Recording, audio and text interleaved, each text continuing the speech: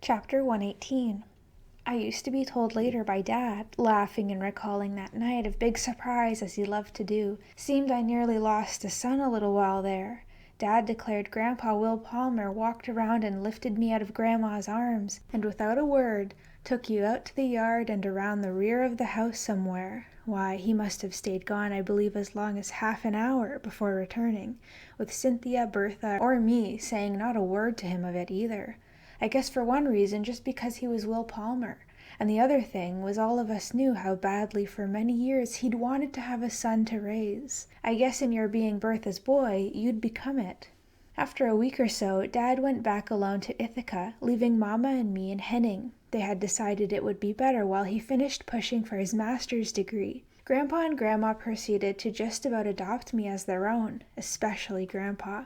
Even before I could talk, Grandma would say years later he would carry me in his arms down to the lumber company, where he built a crib to put me in while he took care of business. After I had learned to walk, we would go together downtown, me taking 3 steps to each of his, my small fist tightly grasped about his extended left forefinger. Looming over me like a black, tall, strong tree, Grandpa would stop and chat with people we met along the way. Grandpa taught me to look anyone right in their eyes, to speak to them clearly and politely. Sometimes people exclaimed how well raised I was and how fine I was growing up. "Well, I guess he'll do," Grandpa would respond. Down at the W.E. Palmer Lumber Company, he would let me play around among the big stacks of oak, cedar, pine, and hickory, all in planks of different lengths and widths, and with their mingling of good smells, and I would imagine myself involved in all kinds of exciting adventures, almost always in faraway times or places. And sometimes Grandpa would let me sit in his office in his big, high-backed swivel chair with his green visored eye shade on my head, swiveling around and back and forth until I'd get so dizzy my head seemed to keep going after I'd stopped. I enjoyed myself anywhere I ever went with Grandpa. Then, when I was going on 5, he died. I was so hysterical that Dr. Dillard had to give me a glass of something milky to make me sleep that night. But before I did, I remember drowsily glimpsing many people, black and white, gathering in a ragged line along the dusty road that ran near by the house, all of their heads bowed, the women wearing headscarves, the men holding their hats in their hands. For the next several days, it seemed to me as if everybody in the world was crying.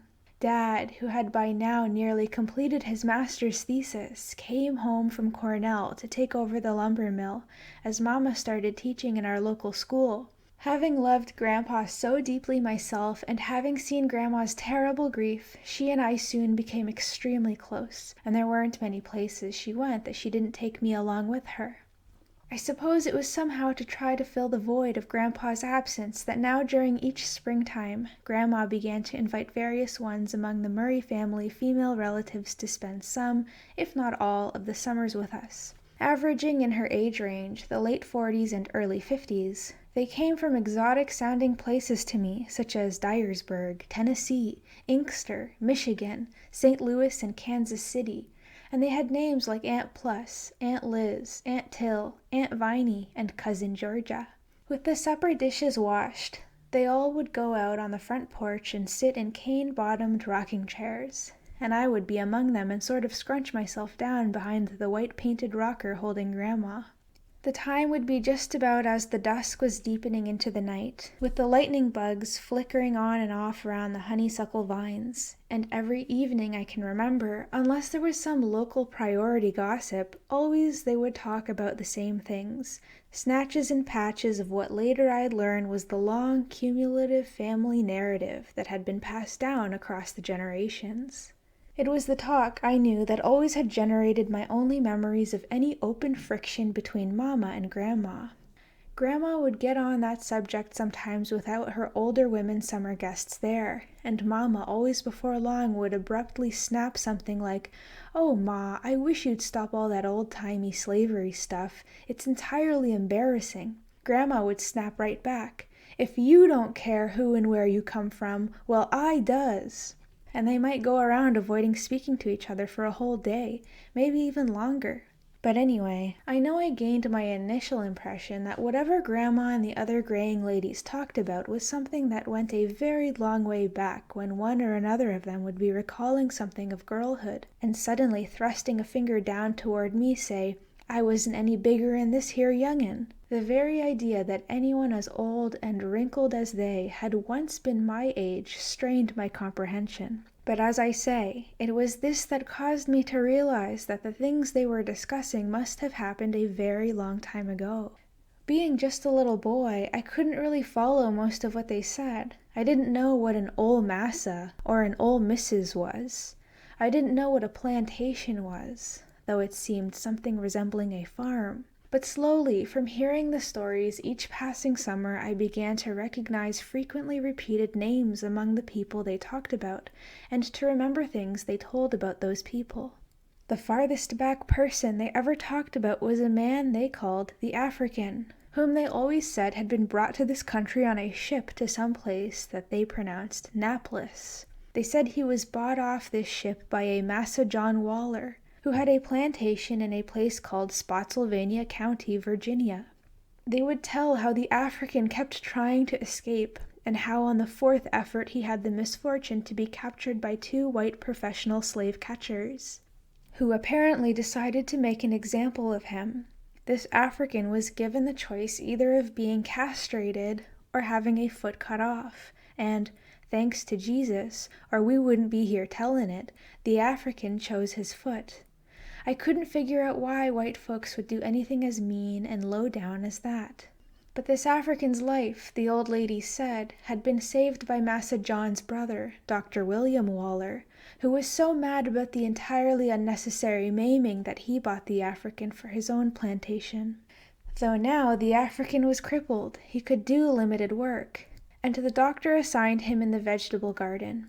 That was how it happened that this particular African was kept on one plantation for quite a long time.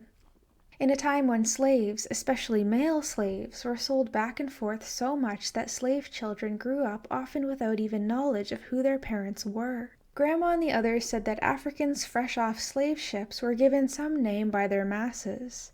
In this particular African's case, the name was Toby. But they said any time any of the other slaves called him that, he would strenuously rebuff them, declaring that his name was Kinte. Hobbling about, doing his gardening work, then later becoming his massa's buggy driver, Toby, or Kinte, met and eventually mated with a woman slave there whom Grandma and the other ladies called Belle, the big house cook. They had a little girl who was given the name Kizzy. When she was around 4 to 5 years old, her African father began to take her by the hand and lead her around, whenever he got the chance, pointing out different things to her and repeating to her their names in his own native tongue.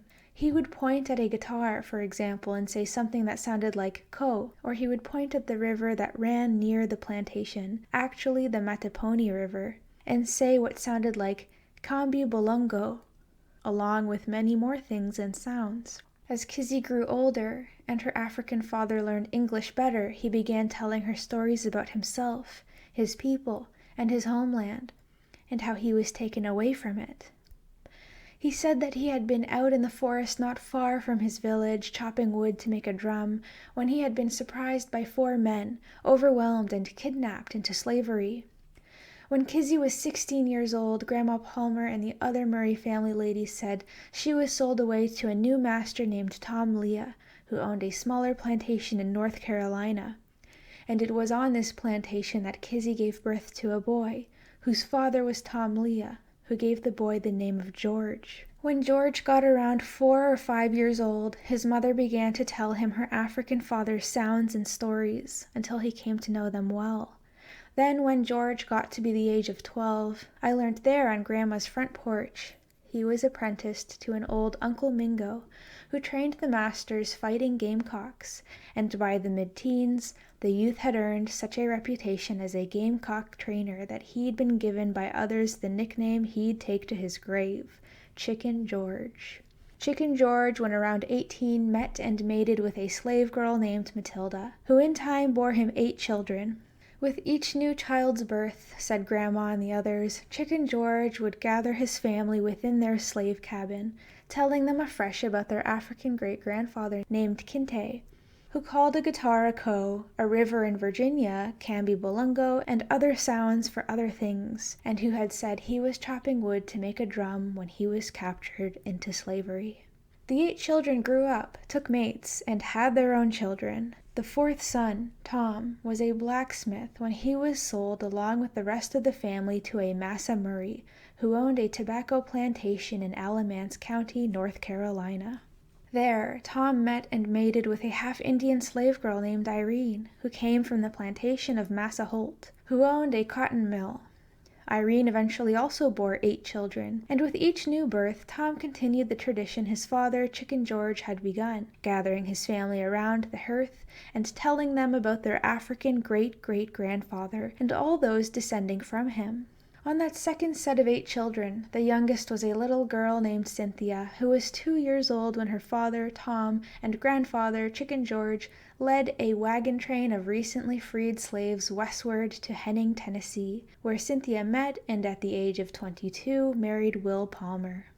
When I had been thoroughly immersed in listening to accounts of all those people unseen who had lived away back yonder, invariably it would astonish me when the long narrative finally got down to Cynthia, and there I sat looking right at Grandma, as well as Aunt Viney, Aunt Matilda, and Aunt Liz, who had ridden right along with Grandma, her older sisters, in the wagon train. I was there at Grandma's in Henning until 2 younger brothers had been born, George in 1925, then Julius in 1929. Dad sold the lumber company for Grandma, and moved now into being a professor of agriculture with Mama, and we 3 boys living wherever he taught, the longest period being at the A&M College at Normal, Alabama, where I was in some class a morning in 1931, and someone came with a message for me to hurry home, and I did, hearing Dad's great racking sobs as I burst into the door.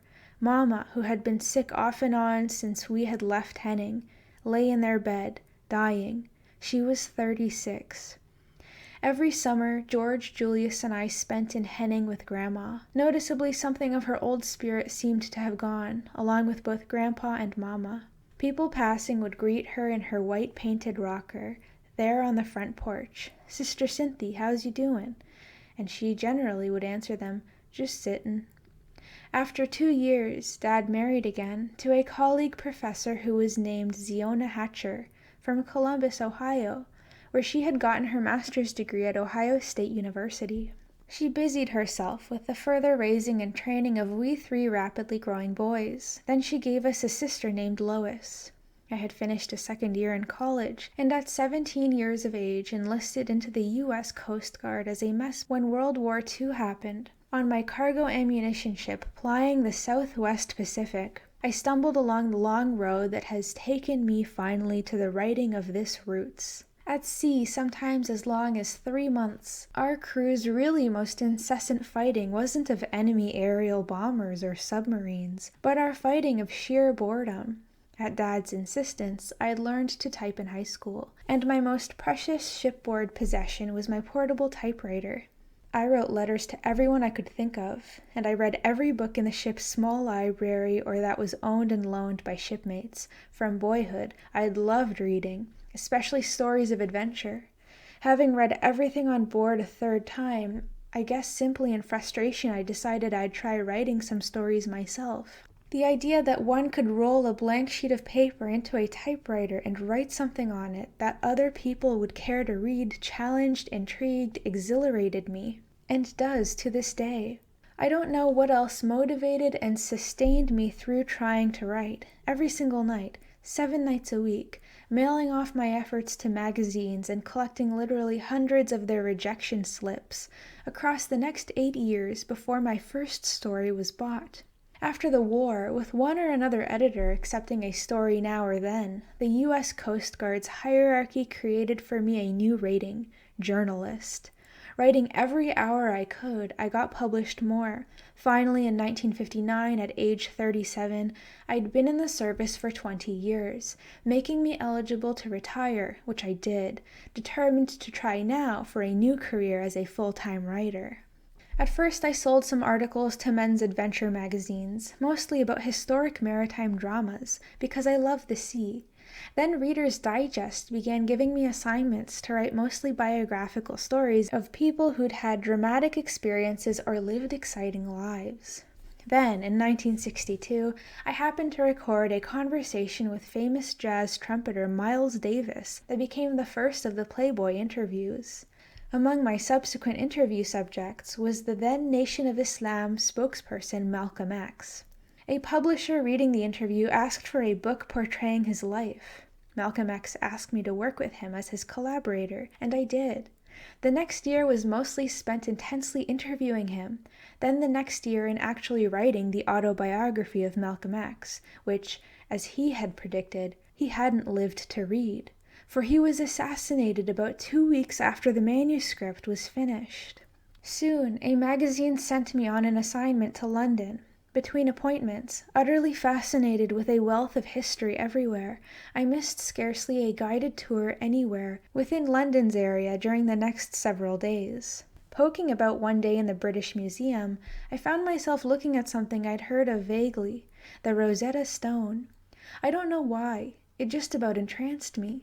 I got a book there in the museum library to learn more about it. Discovered in the Nile Delta, I'd learned, the stone's face had chiseled into it 3 separate texts, one in known Greek letters, the second in a then unknown set of characters, the third in the ancient hieroglyphics, which it had been assumed no one ever would be able to translate. But a French scholar, Jean Champollion, successfully matched, character for character, both the unknown text and the hieroglyphics with the known Greek text, and he offered a thesis that the texts read the same.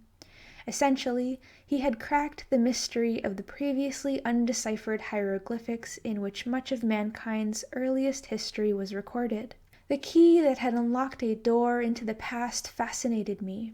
I seemed to feel it had some special personal significance, but I couldn't imagine what. It was on a plane returning to the United States when an idea hit me. Using language chiseled into stone, the French scholar had deciphered a historic unknown by matching it with that which was known. That presented me a rough analogy. In the oral history that Grandma, Aunt Liz, Aunt Plus, Cousin Georgia, and the others had always told on the boyhood Henning front porch, I had an unknown quotient in those strange words or sounds passed on by the African. I got to thinking about them. Kinte, he had said, was his name. Ko, he had called a guitar. Kambi Bolongo, he had called a river in Virginia. They were mostly sharp, angular sounds, with k predominating. These sounds probably had undergone some changes across the generations of being passed down, yet unquestionably they represented phonetic snatches of whatever was the specific tongue spoken by my African ancestor, who was a family legend. My plane from London was circling to land at New York with me wondering, what specific African tongue was it? Was there any way in the world that maybe I could find out? Chapter 119. Now, over 30 years later, the sole surviving one of the old ladies who had talked the family narrative on the Henning front porch was the youngest among them, Cousin Georgia Anderson. Grandma was gone, and all of the others too. In her 80s now, Cousin Georgia lived with her son and daughter, Floyd Anderson and Bea Neely, at 1200 Everett Avenue, Kansas City, Kansas. I hadn't seen her since my frequent visits there of a few years before, then to offer what help I could to my politically oriented brother, George. Successively out of the U.S. Army Air Force, Morehouse College, then the University of Arkansas Law School, George was hotly campaigning to become a Kansas state senator. The night of his victory party, laughter flourished that actually why he'd won was Cousin Georgia. Having repetitively heard her campaign director's son, Floyd, tell people of Georgia's widely recognized integrity, our beloved gray, bent, feisty Cousin Georgia had taken to the local sidewalks. Rapping her walking cane at people's doors, she had thrust before their startled faces a picture of her grandnephew candidate, declaring, "Dat boy got mo' teggity than you can shake a stick at." Now I flew to Kansas City again, to see Cousin Georgia. I think that I will never quite get over her instant response when I raised the subject of the family story. Wrinkled and ailing, she jerked upright in her bed, her excitement like boyhood front porch echoes. "Yeah, boy, dat African say his name was Kinte. He say the guitar a co, the river can be Bolungo, and he was chopping wood to make hisself a drum when they cotched him." Cousin Georgia became so emotionally full of the old family story that Floyd, Bea, and I had a time trying to calm her down. I explained to her that I wanted to try to see if there was any way that I could possibly find where our Kinte had come from, which could reveal our ancestral tribe. "You go ahead, boy," exclaimed Cousin Georgia. "Yo sweet grandma and all of 'em. They up there watching you." The thought made me feel something like, my God. Chapter 120. Soon after, I went to the National Archives in Washington, D.C., and told a reading room desk attendant that I was interested in Alamance County, North Carolina, census records just after the Civil War. Rolls of microfilm were delivered. I began turning film through the machine, feeling a mounting sense of intrigue while viewing an endless parade of names recorded in that old-fashioned penmanship of different 1800s census takers. After several of the long microfilm rolls, tiring, suddenly in utter astonishment, I found myself looking down there on Tom Murray, black, blacksmith; Irene Murray, black, housewife, followed by the names of Grandma's older sisters, most of whom I had listened to countless times on Grandma's front porch. Elizabeth, age 6. Nobody in the world but my great-aunt Liz. At the time of that census, Grandma wasn't even born yet. It wasn't that I hadn't believed the stories of Grandma and the rest of them. You just didn't not believe my grandma. It was simply so uncanny sitting staring at those names actually right there in official U.S. government records. Then living in New York, I returned to Washington as often as I could manage it, searching in the National Archives, in the Library of Congress, in the Daughters of the American Revolution Library. Wherever I was, whenever black library attendants perceived the nature of my search, documents I had requested would reach me with a miraculous speed.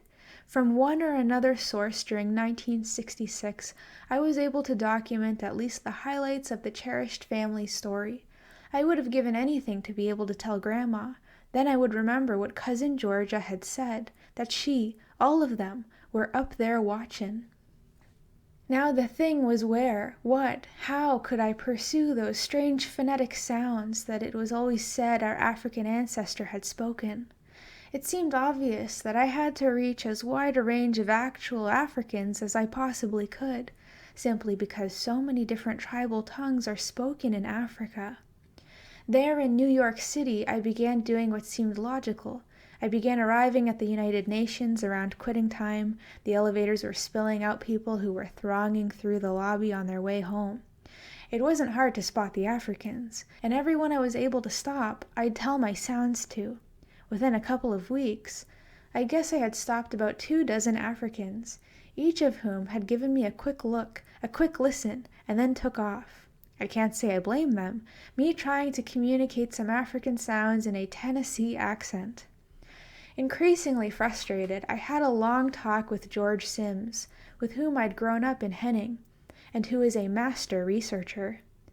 After a few days, George brought me a list of about a dozen people academically renowned for their knowledge of African linguistics. One whose background intrigued me quickly was a Belgian, Dr. Jan van Sina. After study at the University of London School of African and Oriental Studies, he had done his early work living in African villages and written a book called La Tradition Orale. I telephoned Dr. van Sina, where he now taught at the University of Wisconsin, and he gave me an appointment to see him. It was a Wednesday morning that I flew to Madison, Wisconsin, motivated by my intense curiosity about some strange phonetic sounds, and with no dream in this world of what was about to start happening. That evening in the Van Sina's living room, I told him every syllable I could remember of the family narrative heard since little boyhood, recently buttressed by Cousin Georgia in Kansas City. Dr. Van Sina, after listening intently throughout, then began asking me questions.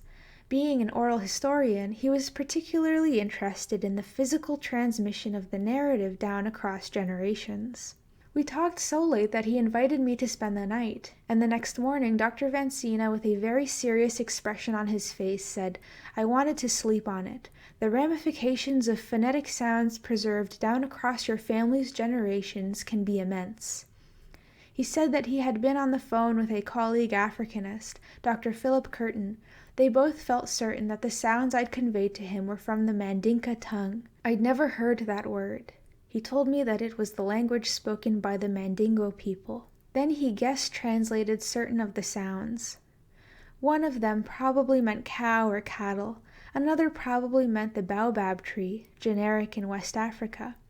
The word ko, he said, could refer to the kora, one of the Mandingo people's oldest stringed instruments, made of a halved large dried gourd covered with goatskin, with a long neck, and 21 strings with a bridge. An enslaved Mandingo might relate the kora visually to some among the types of stringed instruments that U.S. slaves had. The most involved sound I had heard and brought was Kambi Bolungo, my ancestor's sound to his daughter Kizzy as he had pointed to the Mattapony River in Spotsylvania County, Virginia. Dr. Vancina said that without question, Bolungo meant, in the Mandinka tongue, a moving water, as a river, preceded by Kambi. It could indicate the Gambia River. I'd never heard of it. An incident happened that would build my feeling, especially as more uncanny things occurred, that, yes, they were up there watchin'. I was asked to speak at a seminar held at Utica College, Utica, New York.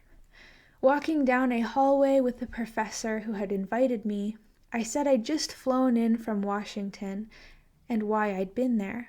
The Gambia? If I'm not mistaken, someone mentioned recently that an outstanding student from that country is over at Hamilton. The old distinguished Hamilton College was maybe a half-hour's drive away in Clinton, New York. Before I could finish asking, a Professor Charles Todd said, "You're talking about Ibo Manga," consulting a course roster. He told me where I could find him in an agricultural economics class. Ibo Manga was small of build, with careful eyes, a reserved manner, and black as soot. He tentatively confirmed my sounds, clearly startled to have heard me uttering them. Was Mandinka his home tongue? No, although I am familiar with it. He was a Wolof, he said. In his dormitory room, I told him about my quest. We left for the Gambia at the end of the following week, arriving in Dakar, Senegal. The next morning, we caught a light plane to a small Yundum airport in the Gambia. In a passenger van, we rode into the capital city of Banjul, then Bathurst. Ibu and his father, El-Hajji Manga, Gambians are mostly Muslim, assembled a small group of men knowledgeable in their small country's history, who met with me in the lounge of the Atlantic Hotel. As I had told Dr. Vancina in Wisconsin, I told these men the family narrative that had come down across the generations. I told them in a reverse progression, backward from Grandma through Tom, Chicken George, then Kizzy saying how her African father insisted to other slaves that his name was Kinte, and repetitively told her phonetic sounds identifying various things, along with stories such as that he had been attacked and seized while not far from his village, chopping wood. When I had finished, they said almost with wry amusement, well, of course Kambi Bolungo would mean Gambia River. Anyone would know that. I told them hotly that no, a great many people wouldn't know it. Then they showed a much greater interest that my 1760s ancestor had insisted his name was Kinte. Our country's oldest villages tend to be named for the families that settled those villages centuries ago, they said. Sending for a map, pointing, they said, "Look, here is the village of Kinte Kunda," and not too far from it, the village of Kinte Kunda Janaya. Then they told me something of which I'd never have dreamed, of very old men, called griots, still to be found in the older back-country villages, men who were in effect living, walking archives of oral history. A senior griot would be a man usually in his late 60s or early 70s. Below him would be progressively younger griots, and apprenticing boys. So a boy would be exposed to those griots' particular line of narrative for 40 or 50 years before he could qualify as a senior griot. who told on special occasions the centuries-old histories of villages, of clans, of families, of great heroes. Throughout the whole of Black Africa, such oral chronicles had been handed down since the time of the ancient forefathers, I was informed, and there were certain legendary griots who could narrate facets of African history literally for as long as 3 days without ever repeating themselves.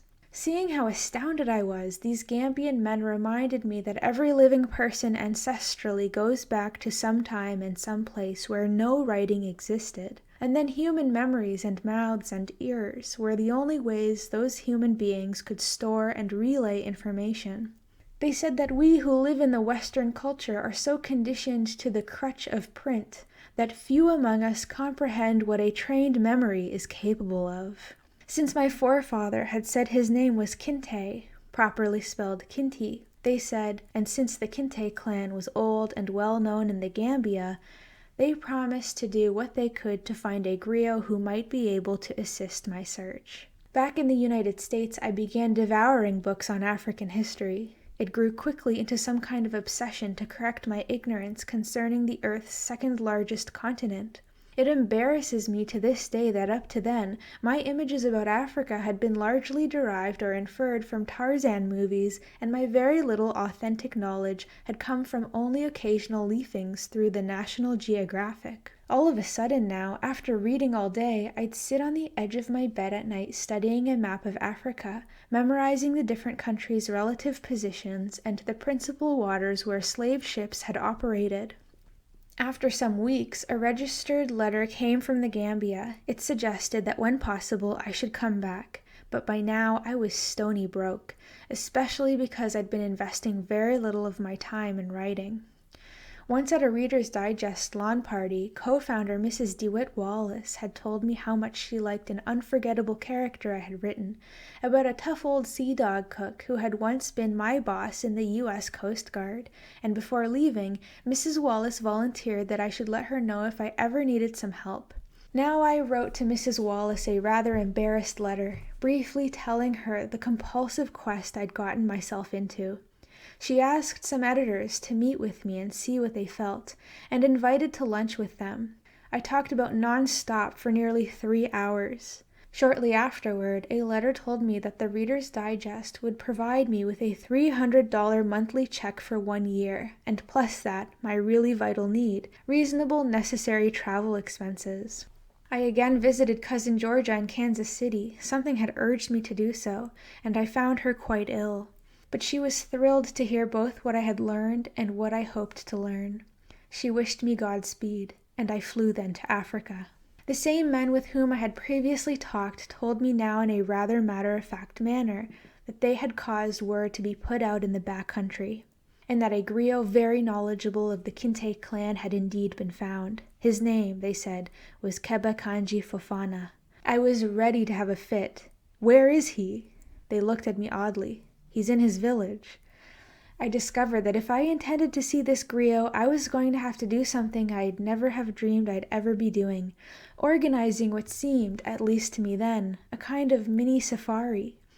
It took me 3 days of negotiating through unaccustomed, endless African palaver, finally to hire a launch to get upriver, to rent a lorry and a Land Rover to take supplies by a roundabout land route, to hire finally a total of 14 people, including 3 interpreters and 4 musicians, who had told me that the old griots in the back country wouldn't talk without music in the background. In the launch Badiboo, vibrating up the wide, swift Camby Balungo, I felt queasily, uncomfortably alien. Did they all have me appraised as merely another pith helmet? Finally ahead was James Island, for 2 centuries the site of a fort over which England and France waged war back and forth for the ideal vantage point to trade in slaves. Asking if we might land there a while, I trudged amid the crumbling ruins yet guarded by ghostly cannon, picturing in my mind the kinds of atrocities that would have happened there. I felt as if I would like to go flailing an axe back through that facet of Black Africa's history. Without luck, I tried to find for myself some symbol remnant of an ancient chain, but I took a chunk of mortar and a brick.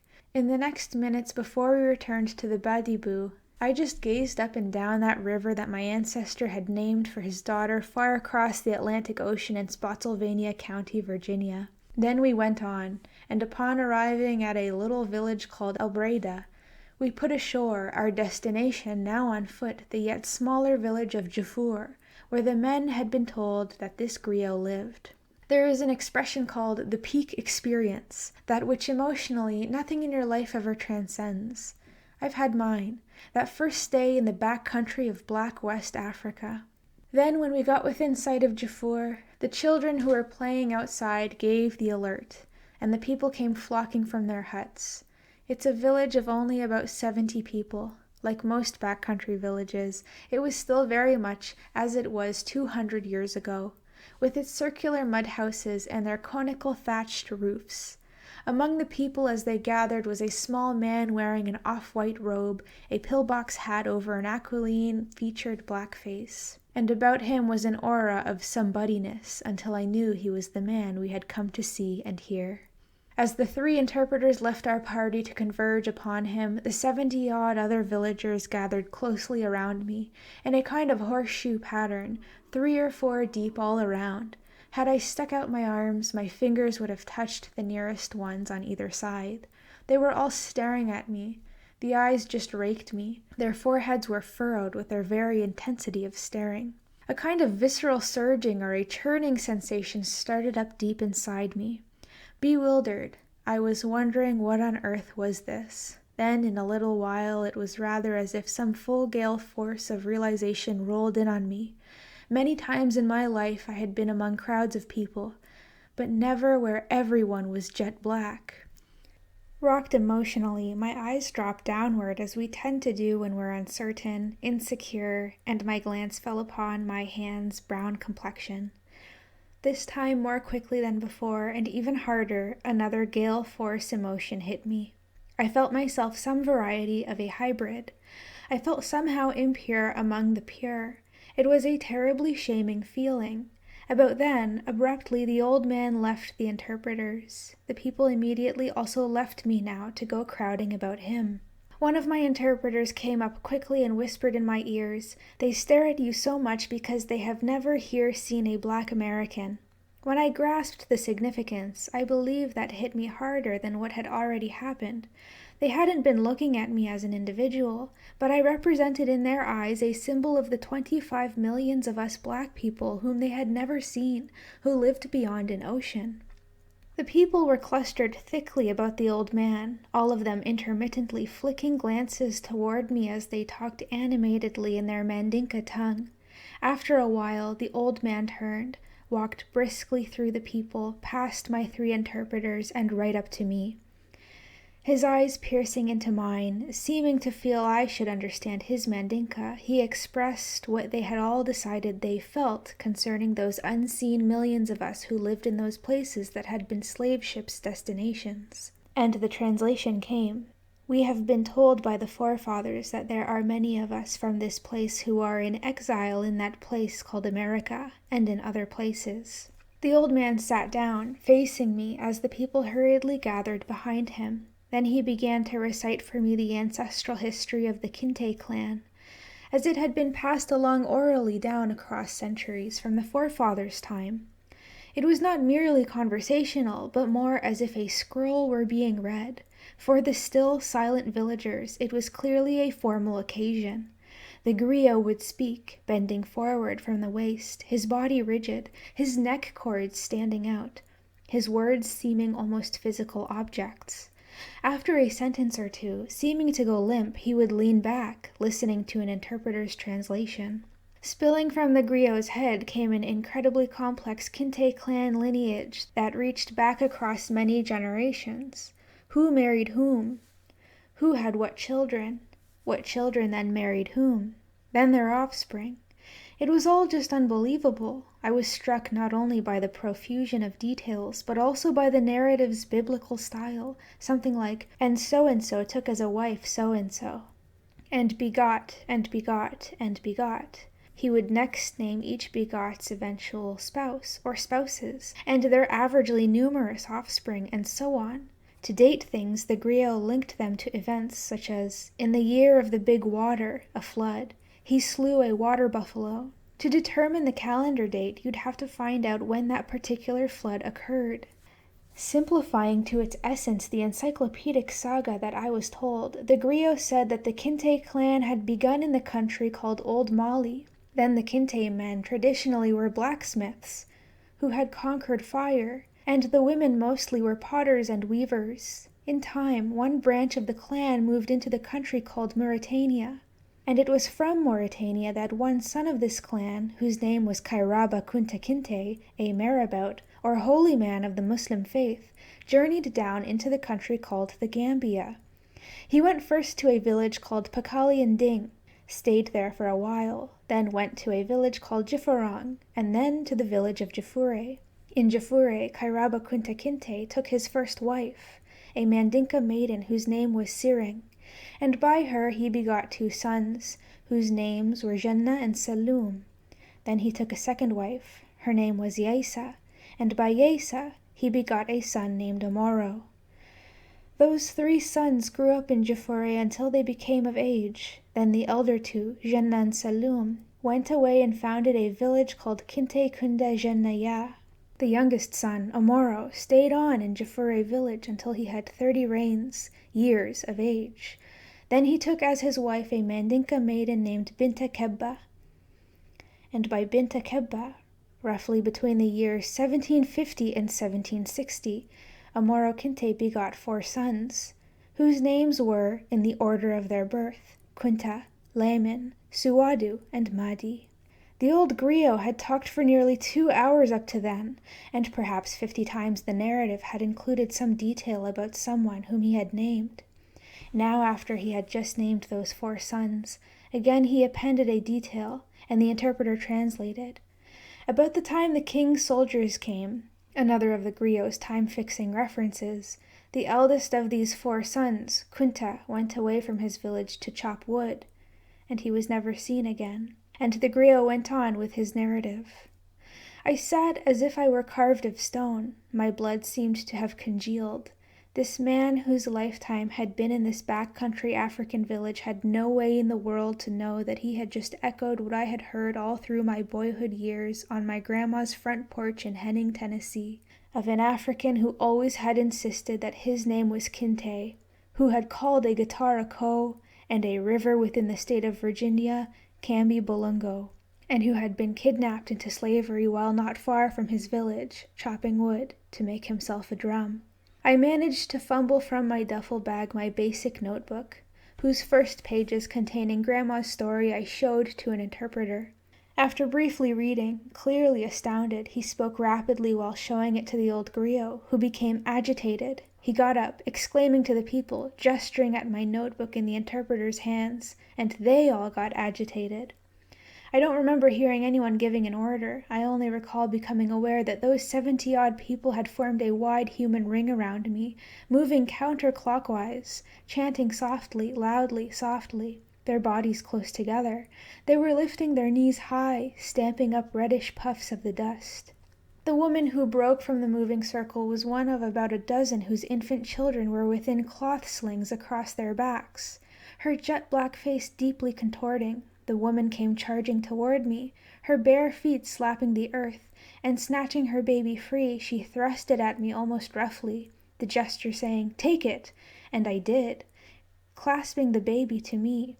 Then she snatched away her baby, and another woman was thrusting her baby, then another and another, until I had embraced probably a dozen babies. I wouldn't learn until maybe a year later from a Harvard University professor, Dr. Jeremy Bruner, a scholar of such matters. You didn't know you were participating in one of the oldest ceremonies of humankind, called the laying on of hands. In their way, they were telling you, through this flesh, which is us, we are you, and you are us. Later, the men of Jafure took me into their mosque built of bamboo and thatch, and they prayed around me in Arabic. I remember thinking, down on my knees, after I found out where I came from, I can't understand a word they're saying. Later, the crux of their prayer was translated for me. Praise be to Allah for one long lost from us, whom Allah has returned.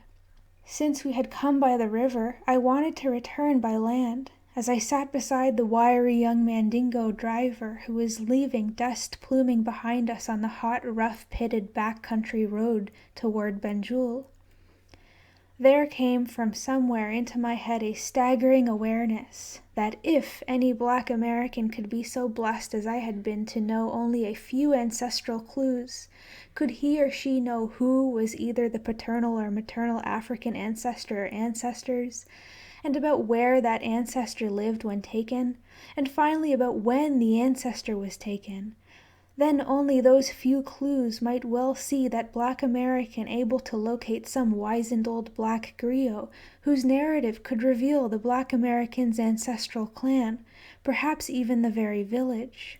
In my mind's eye, rather as if it were mistily being projected on a screen, I began envisioning descriptions I had read of how collectively millions of our ancestors had been enslaved. Many thousands were individually kidnapped, as my own forebear Kunta had been. But into the millions had come awake screaming in the night, dashing out into the bedlam of raided villages, which were often in flames. The captured able survivors were linked neck by neck with thongs into processions called coffles, which were sometimes as much as a mile in length. I envisioned the many dying, or left to die when they were too weak to continue the torturous march toward the coast, and those who made it to the beach were greased, shaved, probed in every orifice, often branded with sizzling irons. I envisioned them being lashed and dragged toward the longboats, their spasms of screaming and clawing with their hands into the beach, biting up great choking mouthfuls of the sand in their desperation efforts for one last hold on the Africa that had been their home. I envisioned them shoved, beaten, jerked down into slave ships, stinking holds, and chained onto shelves, often packed so tightly that they had to lie on their sides like spoons in a drawer. My mind reeled with it all as we approached another, much larger village. Staring ahead, I realized that word of what had happened in Jafure must have left there well before I did. The driver slowing down, I could see this village's people thronging the road ahead. They were waving, amid their cacophony of crying out something. I stood up in the Land Rover, waving back as they seemed grudging to open a path for the Land Rover. I guess we had moved a third of the way through the village when it suddenly registered in my brain what they were all crying out. The wizened robed elders and younger men, the mothers and the naked tar-black children. They were all waving up at me, their expressions buoyant, beaming. All were crying out together, "Mr. Kinte! Mr. Kinte!" Let me tell you something. I am a man. A sob hit me somewhere around my ankles. It came surging upward, and flinging my hands over my face, I was just bawling, as I hadn't since I was a baby. Mr. Kinte! I just felt like I was weeping for all of history's incredible atrocities against fellow men, which seems to be mankind's greatest flaw. Flying homeward from Dakar, I decided to write a book. My own ancestors would automatically also be a symbolic saga of all African descent people, who are without exception the seeds of someone like Kunta, who was born and grew up in some Black African village, someone who was captured and chained down in one of those slave ships that sailed them across the same ocean, into some succession of plantations, and since then a struggle for freedom. In New York, my waiting telephone messages included that in a Kansas City hospital our 83-year-old cousin Georgia had died. Later, making a time zone adjustment, I discovered that she passed away within the very hour that I had walked into Jafure village. I think that as the last of the old ladies who talked the story on Grandma's front porch, it had been her job to get me to Africa. Then she went to join the others up there watching. In fact, I see starting from my little boyhood a succession of related occurrences that finally, when they all joined, have caused this book to exist. Grandma and the others drilled the family story into me. Then, purely by the fluke of circumstances, when I was cooking on U.S. Coast Guard ships at sea, I began the long trial and error process of teaching myself to write. And because I had come to love the sea, my early writing was about dramatic sea adventures gleaned out of yellowing old maritime records in the U.S. Coast Guard's archives. I couldn't have acquired a much better preparation to meet the maritime research challenges that this book would bring. Always, Grandma and the other old ladies had said that a ship brought the African to somewhere called Napolis. I knew they had to have been referring to Annapolis, Maryland. So I felt now that I had to try to see if I could find what ship had sailed to Annapolis from the Gambia River, with her human cargo including the African, who would later insist that Kinte was his name, after his massa John Waller had given him the name Toby. I needed to determine a time around which to focus search for this ship. Months earlier, in the village of Jafure, the griot had timed Kunta Kinte's capture with about the time the king's soldiers came. Returning to London midway during a second week of searching in records of movement assignments for British military units during the 1760s, I finally found that King's soldiers had to refer to a unit called Colonel O'Hare's Forces. The unit was sent from London in 1767 to guard then British-operated Fort James Slave Fort in the Gambia River. The griot had been so correct that I felt embarrassed that, in effect, I had been checking behind him. I went to Lloyd's of London, in the office of an executive named Mr. R.C.E. Landers. It just poured out of me what I was trying to do. He got up from behind his desk and he said, "Young man, Lloyd's of London will give you all of the help that we can." It was a blessing, for through Lloyd's, doors began to be opened for me to search among myriad old English maritime records. I can't remember any more exhausting experience than my first 6 weeks of seemingly endless, futile, day after day searching in an effort to isolate and then pin down a specific slave ship on a specific voyage, from within cartons upon cartons, files upon files of old records of thousands of slave ship triangular voyages among England, Africa, and America. Along with my frustration, the more a rage grew within me, the more I perceived to what degree the slave trade, in its time, was regarded by most of its participants simply as another major industry, rather like the buying, selling, and shipment of livestock today. Many records seemed never to have been opened after their original storage. Apparently no one had felt occasion to go through them. I hadn't found a single ship bound from the Gambia to Annapolis, when in the 7th week, one afternoon about 2:30, I was studying the 1023rd sheet of slave ship records. A wide, rectangular sheet, it recorded the Gambia River entrances and exits of some 30 ships during the years 1766 and 1767. Moving down the list, my eyes reached ship number 18, and automatically scanned across its various data heading entries. On July 5th, 1767, the year the King's soldiers came, a ship named Lord Ligonier, her captain, a Thomas E. Davies, had sailed from the Gambia River, her destination Annapolis. I don't know why, but oddly my internal emotional reaction was delayed. I recall passively writing down the information, I turned in the records, and walked outside. Around the corner was a little tea shop. I went in and ordered a tea and cruller. Sitting, sipping my tea, it suddenly hit me that quite possibly that ship brought Kunta Kinte. I still owe the lady for the tea and the cruller. By telephone, Pan American confirmed their last seat available that day to New York. There simply wasn't time to go by the hotel where I was staying. I told the taxi driver, Heathrow Airport. Sleepless through that night's crossing of the Atlantic, I was seeing in my mind's eye the book in the Library of Congress, Washington, D.C., that I had to get my hands on again. It had a light brown cover, with darker brown letters, Shipping in the Port of Annapolis, by Vaughan W. Brown. From New York, the Eastern Airlines shuttle took me to Washington. I taxied to the Library of Congress, ordered the book, almost yanked it from the young man who brought it, and went rifling through it. And there it was, confirmation. The Lord Ligonier had cleared Annapolis's customs officials on September 29th, 1767. Renting a car, speeding to Annapolis, I went to the Maryland Hall of Records and asked archivist Mrs. Phoebe Jacobson for copies of any local newspaper published around the first week of October 1767. She soon produced a microfilm roll of the Maryland Gazette.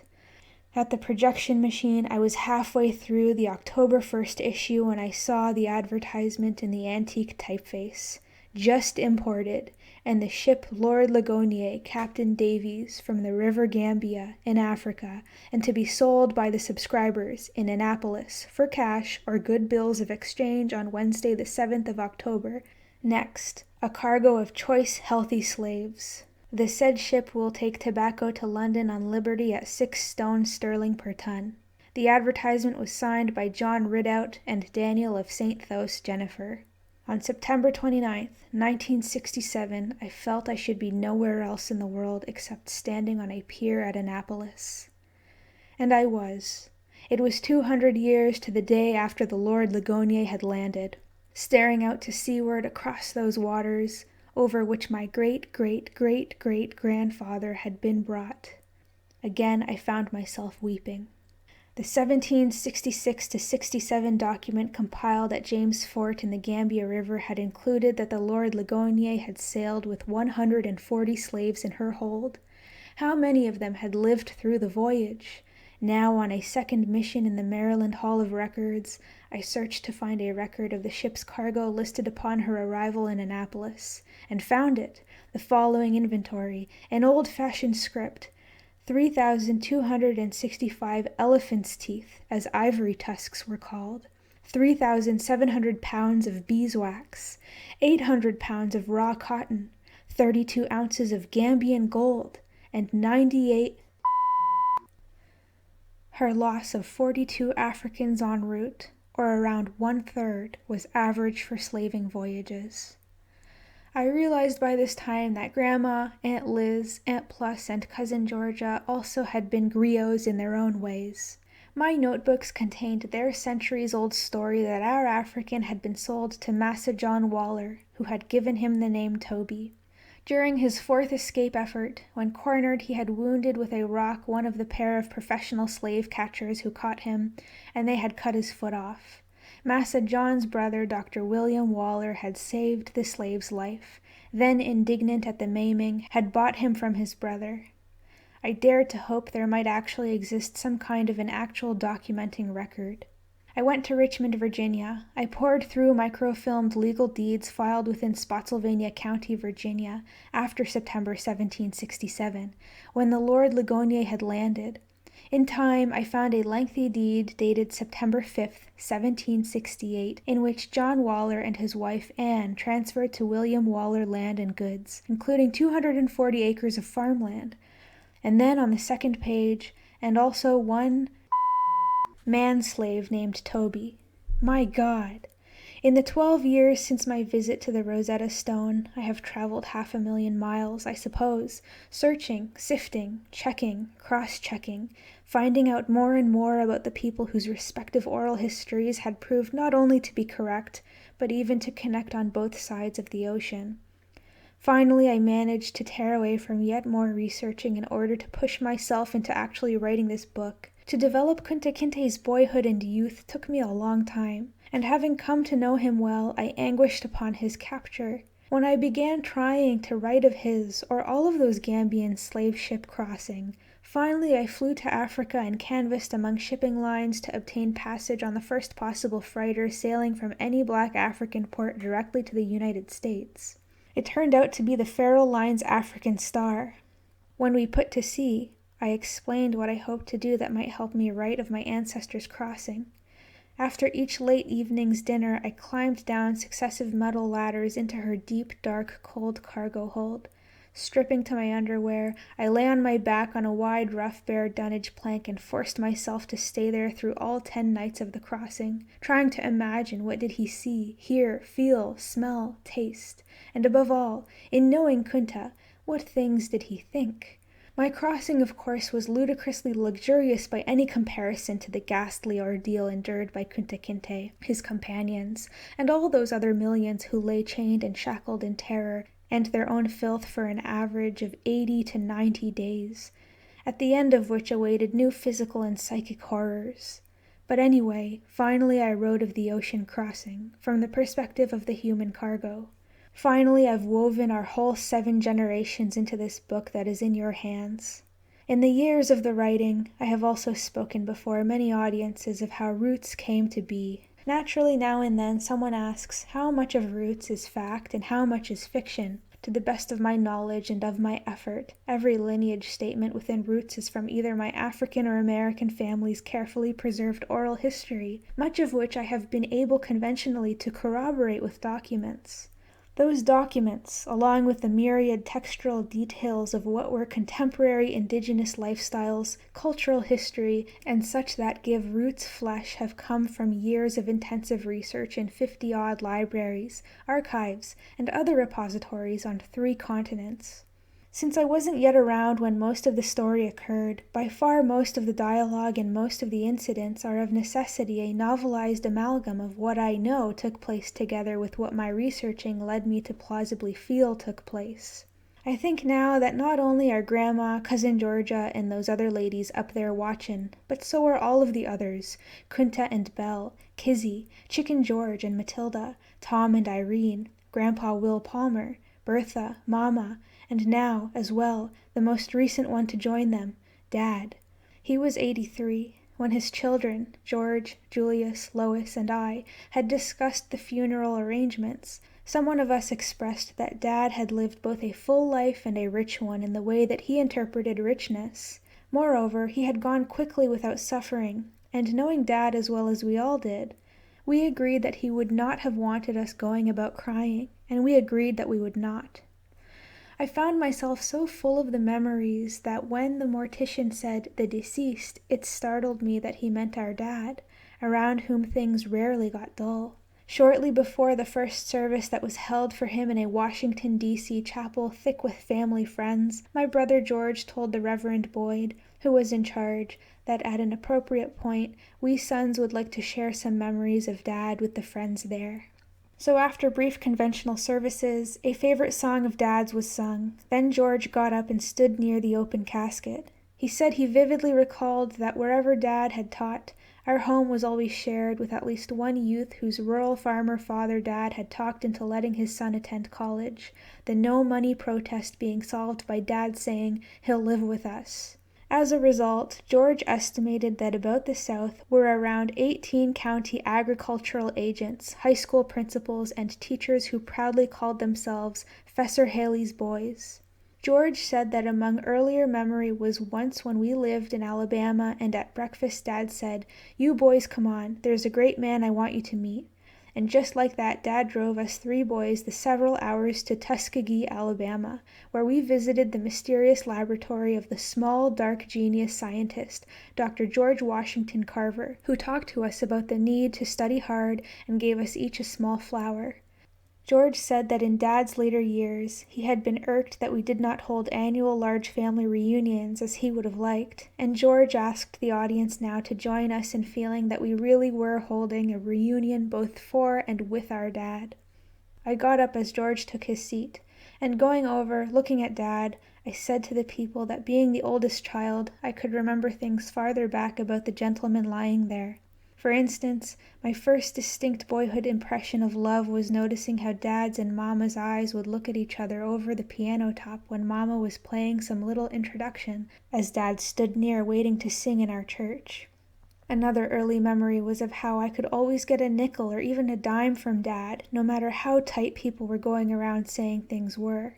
All I had to do was catch him alone and start begging him to tell me just one more time about how his AEF 92nd Division, 366th Infantry, fought in the Meuse-Argonne forest. "Why, we were ferocious, son," Dad would exclaim. By the time he gave me the dime, it was clear that whenever things would look really grim to General Blackjack Pershing, once again he would send a courier to bring Savannah, Tennessee's Sergeant Simon A. Haley, number 2816106, whereupon the lurking German spies sped that news to their highest command, throwing fright into the Kaiser himself.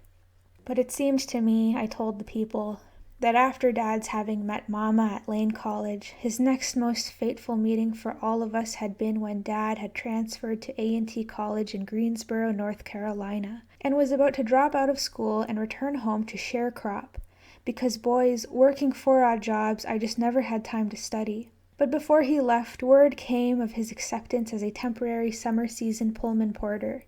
On a night train from Buffalo to Pittsburgh at about 2 a.m. his buzzer rang, and a sleepless white man and his wife each wanted a glass of warm milk. Dad brought the milk, he said, and I tried to leave, but the man was just talkative and seemed surprised that I was a working college student.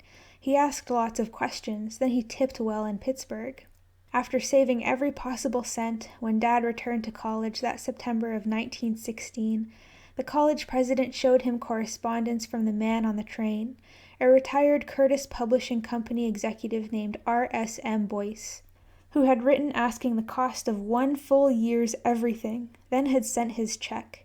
It was about $503.15 with tuition, dormitory, meals, and books included, Dad said, and he scored marks that later saw him with a graduate study scholarship that the Cornell University School of Agriculture began giving that year to the top agricultural student at each of the land-grant colleges. And that, I told the people, was how our dad got his master's degree at Cornell, and then was a professor, so that we, his children, grew up amid those kinds of influences, which when put together with what a lot of other people on our mama's side also had done, was why we were fortunate enough to be there seeing Dad off now with me as an author, George as an assistant director of the United States Information Agency, Julius as a U.S. Navy Department architect, and Lois as a teacher of music. We flew Dad's body then to Arkansas, where a second ceremony was thronged with his friends from Pine Bluff's A.M. and N University, and its area where as the Dean of Agriculture, Dad had rounded out his total of 40 years of educating. As we knew he would have wanted, we drove him through the campus and twice along the road where the street sign near the agricultural building said S.A. Haley Drive, as it had been named when he retired. The Pine Bluff service over, we took Dad to where he had previously told us he wanted to lie, in the Veterans Cemetery in Little Rock. Following his casket as it was taken to Section 16, we stood and watched Dad lowered into grave number 1429. Then we whom he had fathered, members of the 7th generation from Kunta Kinte, walked away rapidly, averting our faces from each other, having agreed we wouldn't cry. So Dad has joined the others up there. I feel that they do watch and guide, and I also feel that they join me in the hope that this story of our people can help to alleviate the legacies of the fact that preponderantly the histories have been written by the winners. The end.